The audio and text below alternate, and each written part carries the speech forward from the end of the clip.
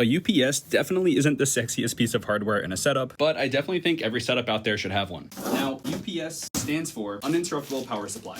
And inside of here is a big old battery. Yeah, this thing's like 25 pounds. So in short, you can think of this thing as like a backup battery for your computer. Your computer or other electronics will plug into the back here like a power extension strip. And if your house ever loses power, the battery inside of here will kick in and give you a few minutes to save your game or your work before you can actually power down your computer safely. So already I think you can see like the immediate benefit of one of these, right? Now, if you go to pick one of these up, there's two key things you want to keep in mind. And that includes the type, because there's 3 different types, and the output. You want to make sure it can supply enough continuous power for the things you want to protect. So let's first cover the types of UPS units. There's standby, also referred to as offline, line interactive, and online, also called double conversion. So standby UPSs are the cheapest. Like this one right here on Amazon, $73. This UPS just simply monitors the power output from the wall, and if your power goes out, then the backup battery switches on, and that takes a few milliseconds. That short delay can cause some sensitive equipment to shut off during that transition. That kind of defeats the whole purpose of the backup battery in the first place. So that's why a line interactive UPS like this one here is gonna be your better bet. So like, yeah, it's gonna cost you a little bit more money, but these ones are way smarter. These ones actually regulate voltage and can adjust for small power dips or surges. And also, if your power does go out, these ones can switch to the internal battery much faster than standby UPSs. But then you have online UPS units. These ones are the most expensive. Like this one right here is $383. And they're best suited for servers or like mission critical systems. Basically, systems that you can never risk ever going down. Honestly, way overkill for home setups, but they're really cool nonetheless, because your devices that are connected to here aren't actually powered at all by your wall power. This type of UPS actually feeds the power to your connected devices from the battery that's inside of the UPS. So your battery is just being constantly charged from your wall, and if your power ever cuts out, there's zero interruption. You'd pretty much use these things for like servers or medical equipment. With that being said, line interactive is definitely the sweet spot. That's what I recommend. But let's talk about the next part. You got to pick out a UPS that has enough continuous power for your connected devices. This completely depends on your setup and what you're connecting to it. Like this one I have right here can handle 1,000 watts output,